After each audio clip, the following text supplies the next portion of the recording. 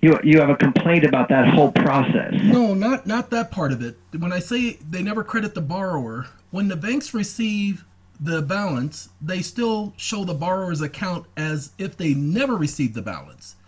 When they resell the home, because we're having homes that are covered by FHA and HUD, where they're foreclosing on the home without the so-called FHA letter from the director permitting them to foreclose on the home, which the Uniform Non-Judicial Foreclosure Act requires that they have that FHA letter. They're not having that letter, and they're still foreclosing. Oh, so what state are you in? I'm in California, but this is happening throughout the United States. Yeah, well, I mean, some states are judicial states and some are non-judicial states, so the process can be different in some states. Well, the Non-Judicial Foreclosure Act applies to both judicial and non-judicial states. So you're arguing that there are wrongful foreclosures? No, what I'm actually saying is that when they're foreclosing on these homes, they are still applying for the insurance. But the law, Uniform Commercial Code, requires that when they receive that consideration for that mortgage insurance on that home, or when they resell that home, they must apply that credit to the borrower. In other words, you can't still claim the borrower owes you $800,000 when you just received mortgage insurance for $700,000 and you sold the home for $400,000. You can't still make that claim. So once I mean, I'm not a lawyer. No, I'm in the Office of Public Affairs, which means I only know enough to get me arrested. So as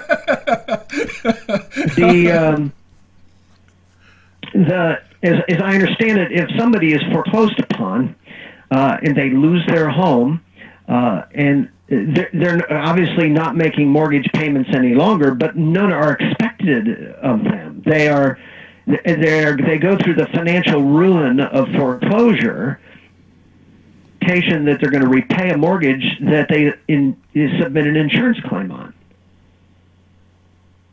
So I don't think that the former borrower, the family, if you will, is being expected to pay a debt that they have failed to pay back on because they are foreclosed upon and their credit, at least for a time, is ruined. And no doubt they have to go into the rental market because it would be at least 3 years before they could even attempt to get back into an FHA insured mortgage. No, but I understand that, but we're having lots of people on their credit report that the banks are receiving the insurance, and the credit report still shows them. Oh, so what you're saying is that their credit record should be expunged of the debt after foreclosure? No, it should be expunged of the amount that's already been received by the bank as a result of that loan. So when they apply for the insurance, you mean? Go ahead.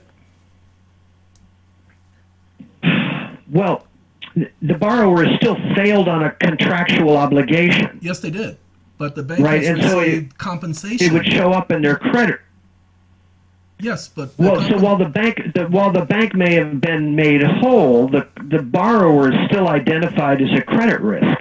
Yes, they may be identified as a credit risk. The foreclosure may still remain on their credit report, but however, the bank has received the payment in regards to that loan, and by law, they must apply that credited amount to that account. They're not doing that. Well, golly, and now you're beyond me to explain the situation, whether it's in one state or another. If this is a universal requirement of lenders, once they've received a claim payment from FHA, to apply that payment against the, I guess, what would it be against? Would it be against the obligation of the borrower? The original obligation, because that's what the insurance is for, is to compensate the bank for in case the borrower should default. So once they receive the compensation, it's called value and consideration under the Uniform Code, and it's also, sorry, I got a call coming in that I have to hang up.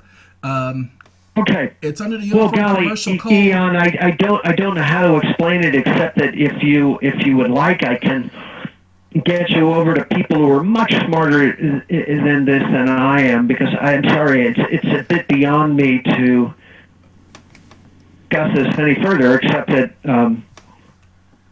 I don't know if it's indeed a standard requirement in the United States that once a claim payment has been made to the lender, that they have to take that claim payment amount and offset the obligation from the borrower in some sort of administrative way on their record. I just don't know if that's true. I mean, you say it's true, so I'll take it as gospel. But with the company that I run, we buy up bad debt from people that many companies charge off. And if we charge off that debt, we are required under the Fair Debt Collections Practices Act to credit that account as being charged off.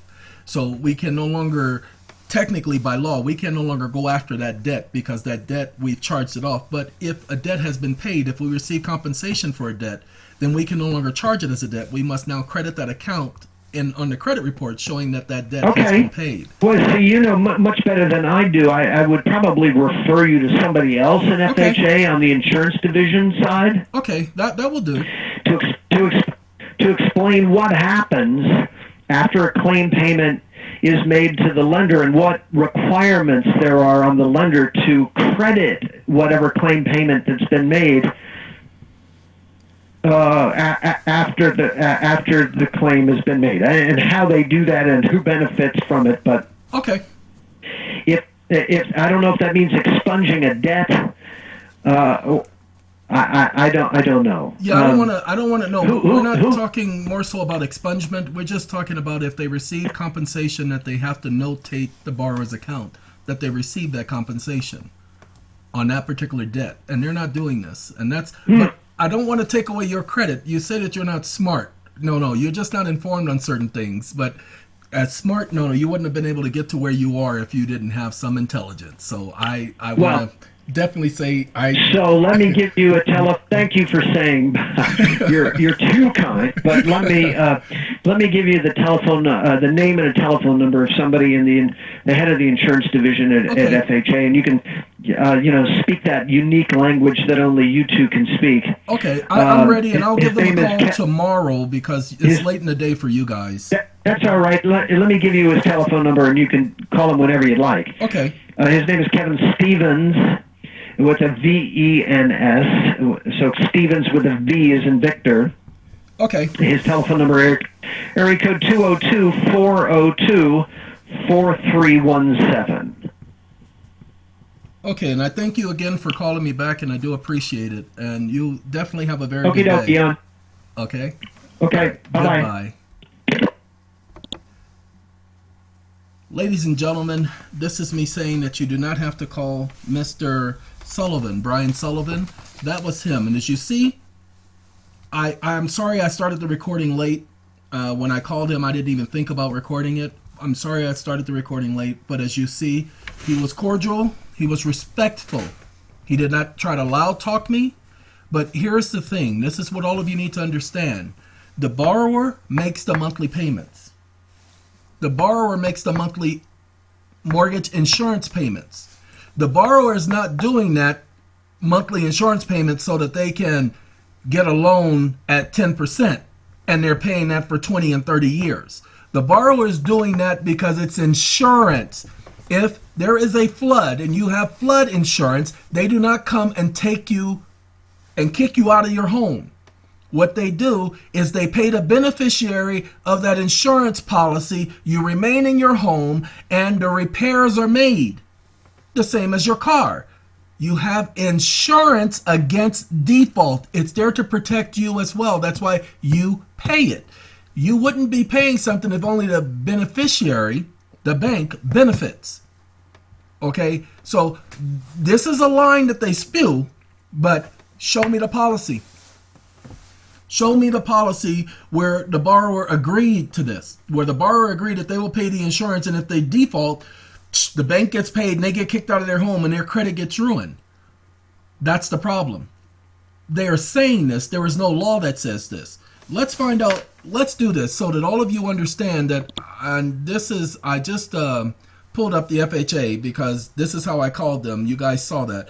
But let's do this. We're going to look up the legal definition for insurance. So let's get rid of that. Let's do that. Let's do that.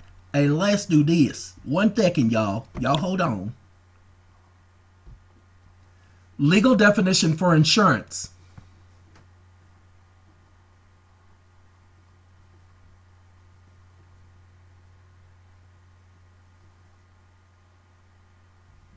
One,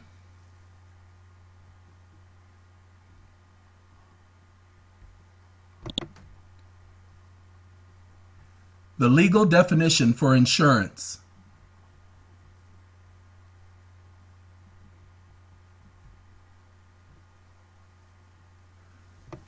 Ladies and gentlemen, I'm using up so many resources right now. So, voice recognition, the video, the internet, uploading, trying to upload videos. Let's find out what the legal definition for insurance is. A contract in which one party agrees to indemnify another against predefined category of risk in exchange for a premium. Depending on the contract, the insurer may promise to financially protect the insured from loss, damage, or liability stemming from some event. Okay, loss or damage or liability. Ladies and gentlemen, that's liability insurance on your car. You get into an accident, you just only have liability insurance. That pays the other party, but you still get to keep your wrecked car. They don't come and take your car. Mortgage insurance or mortgage default insurance or foreclosure protection insurance is there in case the borrower should default so that it reimburses. I didn't say it. Hold on. Let's go to thank you. Let's show you how mortgage insurance works. This is from their site. This is not from my site. This is what, it's not their site. This is from their email that they sent to DOA. FHA mortgage insurance is insurance to cover that protects the lender against some or most of the losses that can occur when a borrower defaults. Now, he says that HUD resells the home. Sorry, HUD, you can't resell the home. You can only recoup losses.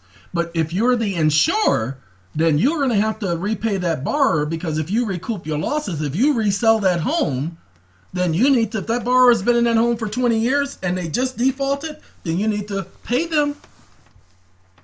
The borrower has been paying the premiums. Look, the cost of mortgage insurance may include an upfront premium. See, the insurance coverage is purchased and paid for by the borrower. Well, if it's there to protect the lender, why would the borrower be protecting the lender? Well, that's so they can get the loan. Sorry, ladies and gentlemen, don't misunderstand it. The borrower is not getting a loan because Federal Reserve notes are not redeemable in silver, gold, or any other commodity. They receive no backing in anything. This has been the case since 1933. If you may or may not have heard the part, because he did mention 1934, that's where the Federal Housing Administration was created, the Federal Housing Act, 1934. The notes have no value for themselves. Okay, Federal Reserve notes are not backed by anything. So the banks are not lending you anything. They're not lending you nothing. So that's what you all need to understand. If the banks are not lending you anything, pay attention, then they don't get to take the property and collect on the insurance. But hold on. Let's do another thing. Well, let's do legal definition of contract insurance policy in which the insurer, the insurance company, agrees to, for a fee, insurance premium, to pay the insured party all or a portion of the loss suffered by accident or death. Okay, they agree to pay the other party. That doesn't mean in order for them to come and take your house, the insurance company will have to sue you, because technically, the insurance company technically becomes the owner of the property. But they can't claim ownership of the property because they have none, because the policy would have to say that they take over ownership of the property, and it doesn't do that. Okay, a contract which one party agrees to indemnify another against a predefined category of risk in exchange for a premium. Okay, 10%. You're going to pay a mortgage premium for 10 years. Now remember, after a certain period of time, you're no longer required to pay for mortgage insurance, because the insurance company or the bank has received the majority of the money. Okay, but you need to understand, it pays them for loss.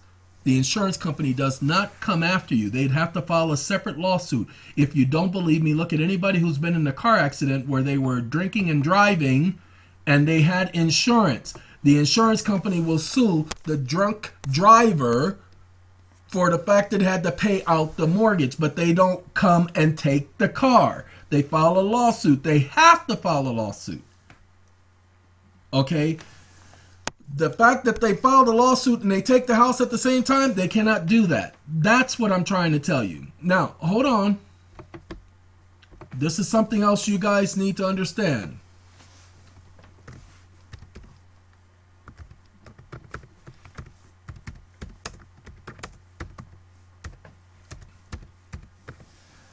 We're doing consideration and value.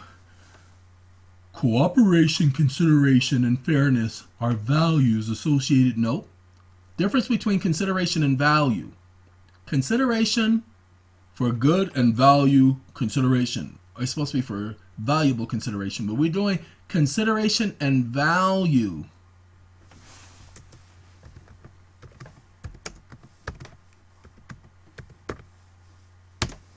Consideration and value, I didn't even put standard. Yeah, I did put standard. ARD. Oh, I didn't put the D. Okay. Consideration and contract law. Pay attention because we're dealing with a contract. This is what you guys need to understand. This is about the insurance. This is what I'm bringing up. Sorry I didn't mention to you before, but you've been hearing me talk about consideration and value the whole time. Pay attention. Consideration and contract law is simply the exchange of one thing of value for another. It is one of the 6 elements that must be present for a contract to be enforceable. Consideration must be both legally sufficient and bargained for by the receiving party. Rules of consideration and contract law. The consideration is you made the insurance premiums. The value is they got paid with the insurance. Okay, they cannot have both value and consideration.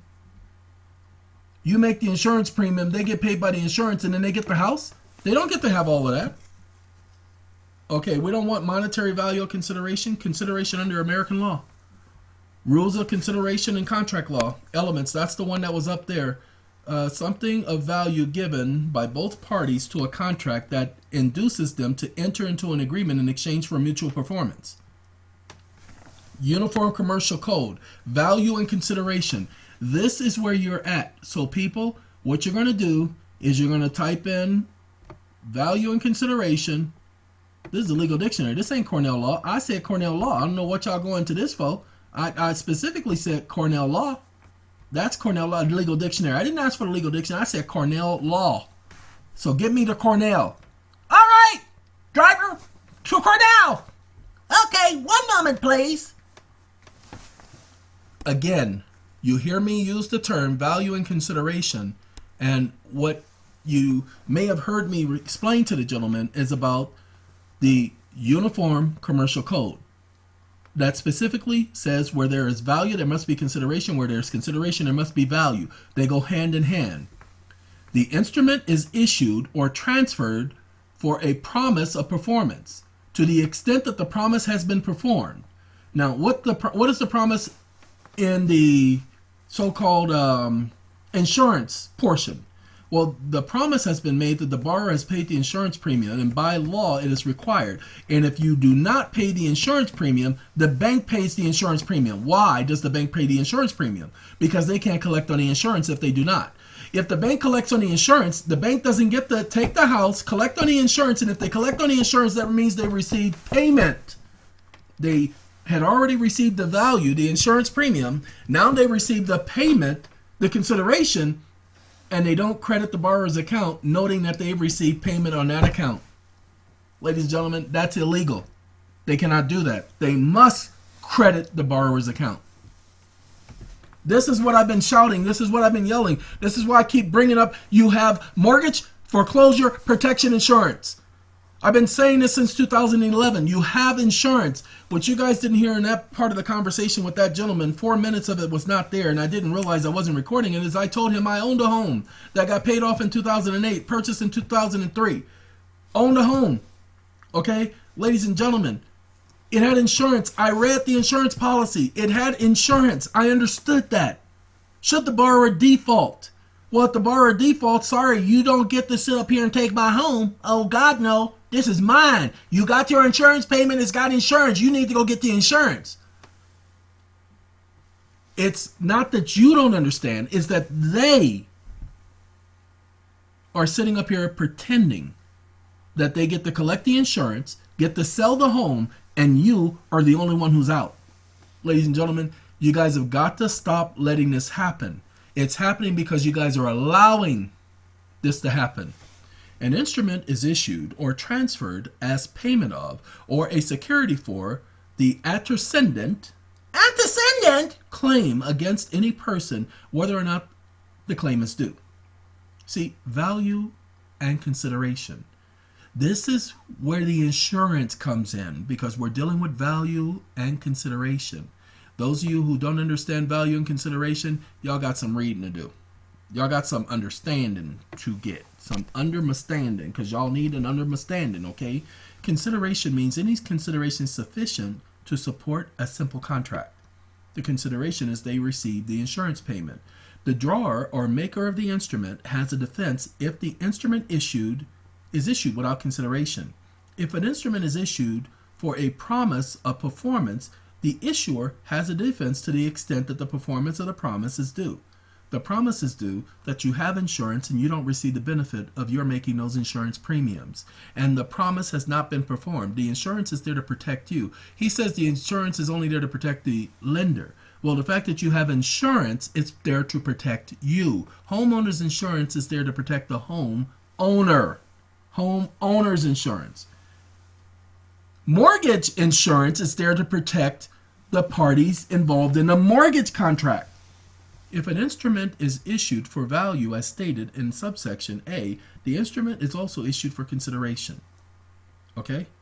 The holder in due course. This is where you get the term holder in due course, ladies and gentlemen. It's from the UCC, section 3-302.